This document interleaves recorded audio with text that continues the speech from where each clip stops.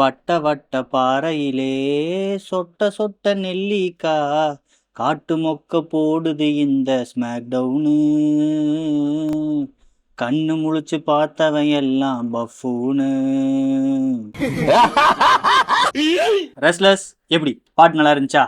வேற என்ன பண்றது, ஷோ தான் மொத்தமா மொக்க போட்டாங்க. அட்லீஸ்ட் நான் பாட்டு பாடி இவங்க என்டர்டெயின் பண்ண ட்ரை பண்ணேன். வெல்கம் டு நரக வேதனை ஸ்மாக் டவுன் ரிவ்யூ எபிசோட்.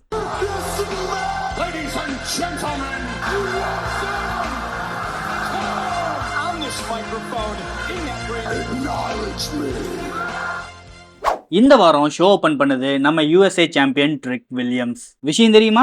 தலைவன் ஆக்சுவலா புது மாப்பிள. போன வார வெள்ளிக்கிழமை தான் தலைவனுக்கு கல்யாணம் நடந்திருக்கு. அவரோட ஒய்ஃபும் ஒரு WWE ரெஸ்லர் தான். அவங்க தான் லாஸ்ட் லெஜண்ட். ட்ரிக் வில்லியம்ஸ் ரிங்குள்ள வரும்போது அவர் கூடவே நம்ம செலிபிரிட்டி லில்லியாட்டியும் உள்ள வராரு. உள்ள வந்து ஒரு 2 நிமிஷம் அவரோட மேரேஜ் பத்தி தான் அவரு சொல்றாரு. போன வாரம் ஸ்மாக் டவுனுக்கு என்னால வர முடியல, காரணம் எனக்கு கல்யாணம் நடந்துச்சு. அப்புறம் அந்த கல்யாணத்தில் நடந்த பார்ட்டி பத்தி பேசுறாங்க. ஒரு 2 to 3 மினிட்ஸ் இந்த ஒரு ப்ரோமோ தான் போயிட்டு இருக்கு. அதுக்கப்புறம் நம்ம ரிக்கி சைன்ஸ் உள்ள வராரு. நாளைக்கு இந்த ரிக்கி சைன்ஸுக்கு ட்ரிக் வில்லியம்ஸுக்கு தான் யூஎஸ்ஏ சாம்பியன்ஷிப்கான மேட்ச் நடக்க போகுது இன் நைட் ஆஃப் சாம்பியன்ஸ். அதுக்கப்புறம் ரிங்குக்குள்ள 2 பேருமே மாத்தி மாத்தி ப்ரோமோ பேட்டில் பண்ணிக்கிறாங்க. குறுக்க இந்த லில்லியாட்டி அப்பப்போ உள்ள வந்து ஒரு கவுண்டர் டயலாக் வேற கொடுத்துட்டு இருக்கான். ஒரு பாயிண்ட்ல நம்ம ரிக்கி சைன்ஸுக்கு பயங்கரமா டென்ஷன் ஆயிருச்சு. அப்படியே பேசுற மாதிரி வந்து இந்த லில்லியாட்டிக்கு ஒரு அப்பு விட்டுட்டு வெளியே ஓடி போயிட்டாரு. நம்ம ட்ரிக் வில்லியம்ஸ் அடடா அவன் கீழே விழுந்துட்டானேன்னு அவனை குமிஞ்சு தூக்கும் போது மறுபடியும் உள்ள ஓடி வந்து ட்ரிக் வில்லியம்ஸ்க்கு ஒரு அடியை கொடுத்து தலைமை எஸ்கேப் ஆயிட்டான். மத்தபடி இந்த ஓபனர் செக்மெண்ட்ல ஸ்பெஷலா ஒண்ணுமே நடக்கல. நாளைக்கு நடக்கக்கூடிய மேட்சுக்காக ஒரு சின்ன ஹிண்ட் கொடுக்குறாங்க, அவ்வளவுதான். அடுத்தது Tiffany Stratton and Alexa bliss versus B-Fab and machine.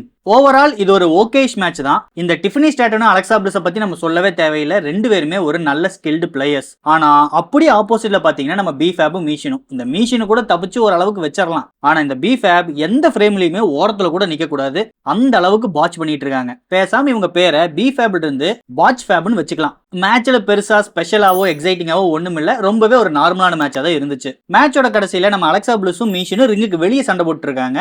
உள்ள டிஃபனி ஸ்ட்ராட்டன் B-Fab அடிச்சுட்டு அவங்களோட ஸ்மாக் மூன்சால் போறதுக்காக ரிங்கு கார்னர்ல ஏறும்போது ரிங்கு கடையில் இருந்து நம்ம ஜேட் கார்கில் வந்து டிஃபனி ஸ்ட்ராட்டனை அட்டாக் பண்றாங்க.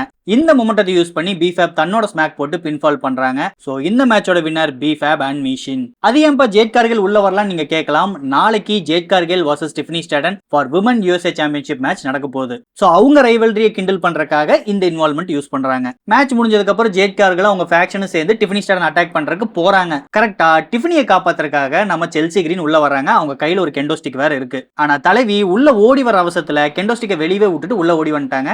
அதுக்கப்புறம் அப்படி 2-3 காமெடி பண்ணி இவங்க 3 பேர்த்தையுமே நேக்கா ஏமாத்தி ரிங்குக்கு வெளியே தள்ளி விட்டுறாங்க.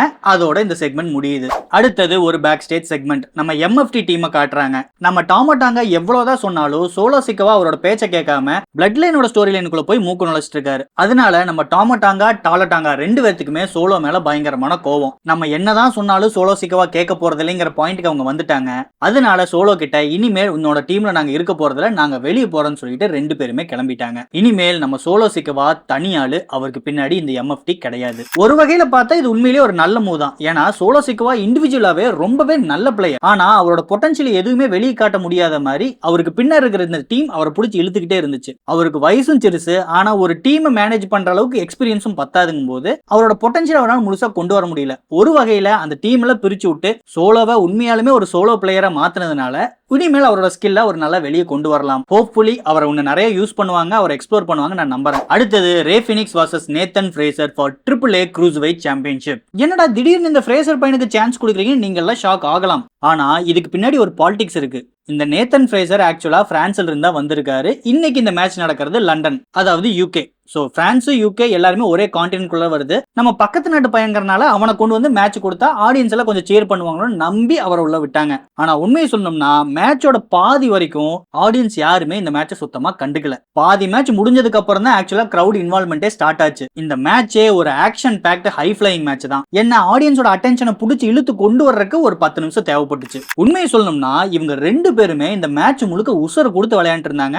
நீங்களே அந்த மேட்ச் பார்க்கும்போது உங்களுக்கு அந்த ஃபீல் வரும். இந்த மொத்த ஷோலையுமே உருப்படியா இருந்த ஒரே மேட்ச் இந்த மேட்ச் தான். ஒரு பாயிண்ட்ல நம்ம ஃபீனிக்ஸ் ரிங்குக்கு வெளியே இருக்காரு. இந்த ஃப்ரேசர் ஓடி வந்து சூசைட் டிரைவ் பண்றதுக்கு ட்ரை பண்றான். ஆனா கரெக்டா அவன் ஜம்ப் பண்ணும்போது ஃபீனிக்ஸ் நவுந்துட்டான். அப்படியே பறந்து போய் கமெண்டேட்டர்ஸ்கோட கார்னர்ல அவரோட சங்கு நங்குன்னு அடிக்குது. நான் ஒரு செகண்ட் ஜர்க் ஆயிட்டேன். அவ்வளவுதான் அந்த பையன் முடிஞ்சா என்னமோ ஆயிடுச்சுன்னு நினைச்சா அதுக்கப்புறமா அவனை ரிங்குக்குள்ள தூக்கி போட்டு ஒரு 2 நிமிஷம் மேட்ச் நடக்குது. உண்மையிலேயே இந்த ஸ்பாட்டுக்கு அப்புறமா அவன் மேட்ச் போட ட்ரை பண்ண எஃபர்ட்டுக்காகவே அந்த பையனை நம்ம அப்ரிஷியேட் பண்ணியே ஆகணும். என்ன இருந்தாலும் இந்த அடி வாங்கினதுக்கு அப்புறம் அந்த பையனால பெர்ஃபார்ம் பண்ண முடியல. ரிங்குக்குள்ள தூக்கி போட்டு நம்ம ரே ஃபீனிக்ஸ் அவரோட ஸ்மாக் போட்டு பின்ஃபால் பண்றாரு. சோ இந்த மேட்சோட winner and still AAA Cruiserweight champion Rey Fenix. டே WWE தயவு செஞ்சு இந்த ஃபிராக்சியம் டீமை WWE டாக் டீம் சாம்பியன்ஷிப்பை நோக்கி கொண்டு போங்க.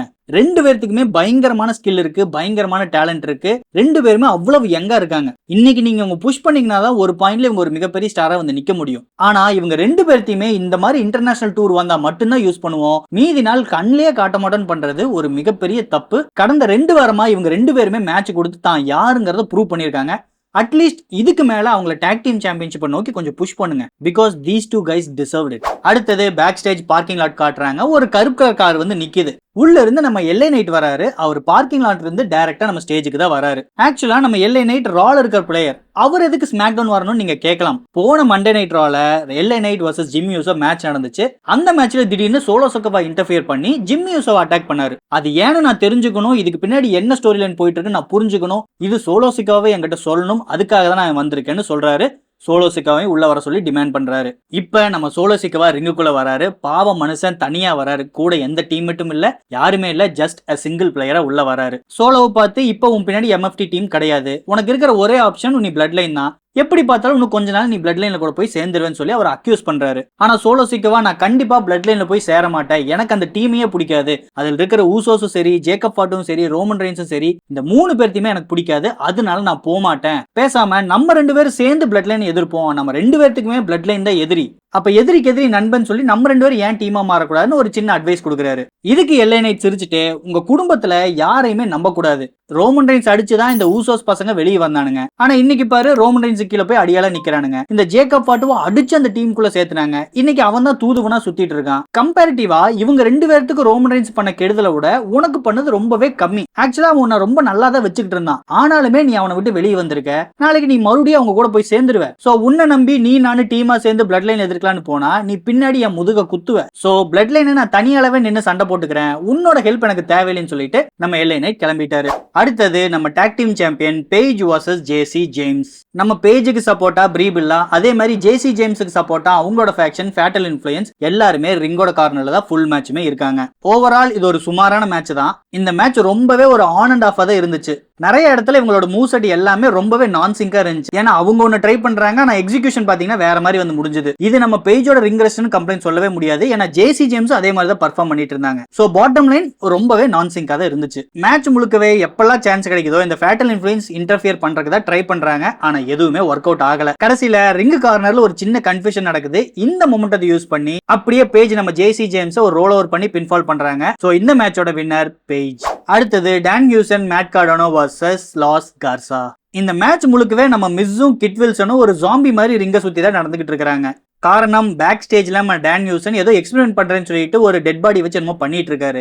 அது பொறுக்காம நம்ம மிஸ்ஸும் சரி கிட் வில்சனும் சரி போய் ஏதோ கம்ப்யூட்டர் தொட அவங்க 2 பேருக்குமே ஷாக் அடிச்சிருச்சு. அதுக்கப்புறம் இவங்க 2 பேருமே ஒரு நடைபெண மாதிரி தான் சுத்திட்டு இருக்காங்க.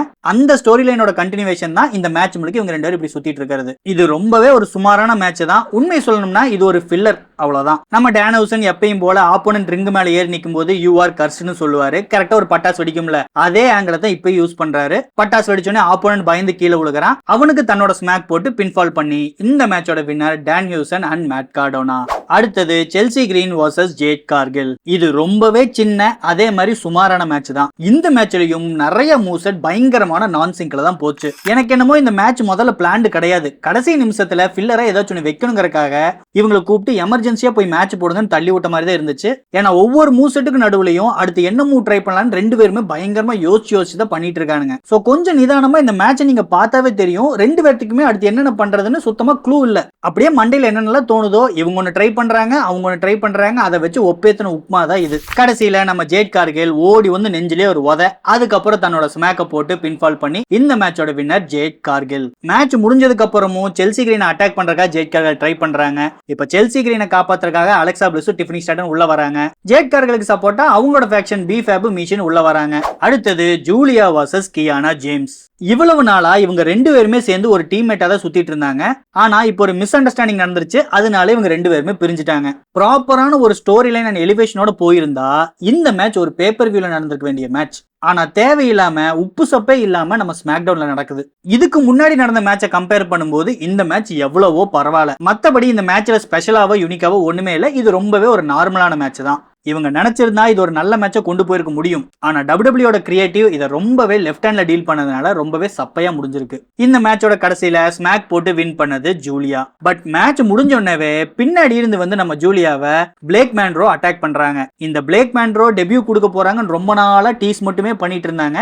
இன்னைக்கு ஃபைனலா டெபியூ பண்ணிருக்காங்க. அடுத்தது நம்ம WWE undisputed champion Cody Rhodes ரிங்குக்கு வராரு. கரெக்டா மைக் எடுத்து கோடி ரோட்ஸ் பேச ஆரம்பிக்கும் போது நம்ம சேமி ஜெயின் உள்ள வராரு. போன வாரம் Cody Rhodes vs Gunther for WWE undisputed championship match நடந்துச்சு. அதுல ஸ்பெஷல் கெஸ்ட் ரெஃபரியா இருந்தது நம்ம சேமி ஜெயின். ஆனா அந்த மேட்ச்ல ஒரு குழப்பம் நடந்துருச்சு. அப்படி இப்படின்னு பண்ணி அந்த மேட்சை வின் பண்ணது என்னமோ கோடி ரோட்ஸ் தான். ஆனா அந்த மேட்ச்ல தான் இருந்ததுனாலதான் நிறைய குழப்பங்கள் நடந்துச்சு. என்ன மன்னிச்சிருன்னு சொல்லி சேமி ஜெயின் சாரி கேட்கிறாரு. அதுக்கப்புறம் ஒரு 5 நிமிஷம் இவங்க 2 பேருக்கு மாத்தி மாத்தி ப்ரோமோ நடக்குது. ஆனா இந்த ப்ரோமோல ஒரு 2 விஷயத்தை நம்ம குறிப்பிட்டு பார்க்கணும்.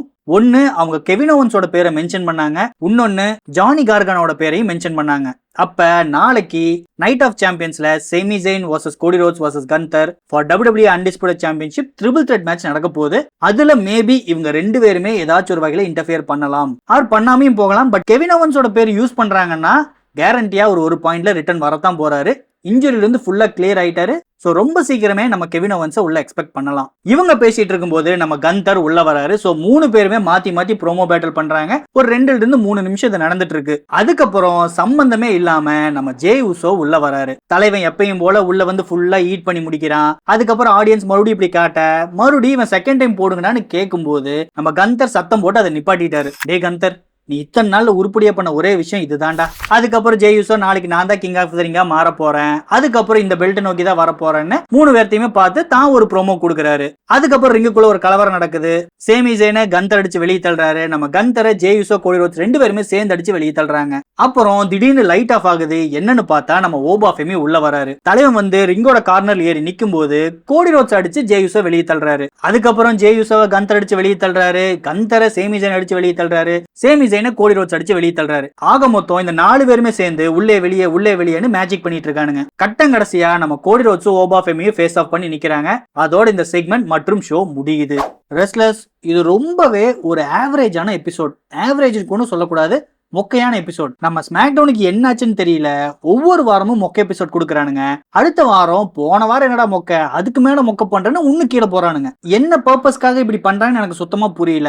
மொத்த ஷோவே 2 மணி நேரம் தான் நடந்துச்சு. எனக்கு என்னமோ 5 மணி நேரம் உட்கார்ந்து பார்த்த மாதிரி அவ்வளவு ஜவ்வா இந்த எபிசோட் போகுது. உள்ள இருந்தது மொத்தம் 4 விமன் மேட்சஸ், 2 மென் மேட்சஸ், அதுக்கப்புறம் அங்கங்க தேவையே இல்லாத பேக் ஸ்டேஜ் செக்மெண்ட். ஓவரால் இந்த ஷோவே எந்த ஒரு பர்பஸும் இல்லாத தலை இல்லாத ஒரு முண்டம் மாதிரி தான் எனக்கு ஃபீல் ஆச்சு.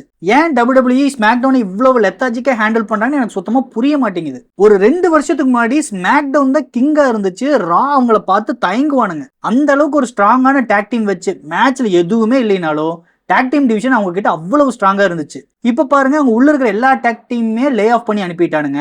உள்ள யாரை வச்சு ஃபைட் பண்றனே தெரியாம அப்படி உப்புமா கிண்டிட்டு இருக்கானுங்க. இந்த ஷோவே டியூஸ்டே நடந்து முடிஞ்சிருச்சு. இந்த நடுவில் இருக்கிற 4 நாள்ல அத்தனை பேர் வீடியோ எடுத்து போடுறானுங்க. மொத்த ஸ்டேடியத்துல வெறும் ஒரு 15% தான் ஃபில் ஆயிருக்கு. அதாவது கேமராவை ரைட் சைட்ல இருந்து லெஃப்ட் சைடு மட்டும் தான் ஃபோக்கஸ் பண்ணுவானுங்க. இந்த லெஃப்ட் சைடு மட்டும் தான் ஆள் இருக்கானுங்க. மீதி இந்த முக்காவாசி ஸ்டேடியமுக்கு பாத்தீங்களா, அங்கங்க ஒருத்தர் 2 பேர் தான் உட்கார்ந்துட்டு இருந்திருக்கானுங்க. அந்த அளவுக்கு மோஸ்ட்ல நம்ம ஸ்மாக் டவுன் போயிட்டு இருக்கு. இதுக்கு ஒரு புத்துணர்ச்சி கொடுத்து இவங்க மேல கொண்டு வருவாங்கன்னு பார்த்தா ஐ டோன்ட் நோ இவங்க எதை நோக்கி இதை பண்றாங்கன்னு சுத்தமா எனக்கு க்ளூ இல்ல. அவ்வளவுதான் ரெஸ்லர்ஸ், இதுக்கு மேல சொல்றதுக்கு இதுல ஒண்ணுமே இல்ல. தயவு செஞ்சு உங்க 3 மணி நேரத்தை இந்த ஷோவை பார்த்து வேஸ்ட் பண்ணாதீங்க. உங்களுக்கு உருப்படியா வேற ஏதாச்சும் வேலை இருந்தா அதை போய் பாருங்க. மத்தபடி இது மொத்தமா ஒரு டைம் வேஸ்டான எபிசோட். இதை காசு கொடுத்து போய் உட்கார்ந்து பார்த்தாங்க பாத்தீங்களா லண்டன் பீப்புள், அவங்க நினைச்சதே எனக்கு பாவமா இருக்கு. அது சரி, காலங்காலத்துல உட்காந்து நான் எந்திரிச்சு பார்த்தேன்ல, என்ன நினைச்சாலும் எனக்கு பாவமா இருக்கு. அவ்வளவுதான் ரெஸ்லர்ஸ், நீங்க ஸ்மாக் டவுனை பத்தி என்ன நினைக்கிறீங்கன்னு மறக்காம கமெண்ட்ஸ்ல லீவ் பண்ணுங்க. இந்த வீடியோ பிடிச்சிருந்தா லைக் பண்ணுங்க. ப்ரோ ரெஸ்லிங் பார்க்கக்கூடிய உங்க ஃப்ரெண்ட்ஸுக்கு இந்த சேனலை ஷேர் பண்ணுங்க. ரொம்ப முக்கியம், சப்ஸ்கிரைப் பண்ணுங்க. அப்படியே அந்த பெல் ஐக்கனையும் டச் பண்ணி விடுங்க. அப்பதான் நான் அடுத்த வீடியோ போட்ட உடனே உங்களுக்கு நோட்டிபிகேஷன் வரும். அடுத்து நைட் ஆஃப் சாம்பியன்ஸ் ரிவ்யூ எபிசோட நான் உங்களை சந்திக்கிறேன். அது வரைக்கும் it's me Veera signing off. Until next time.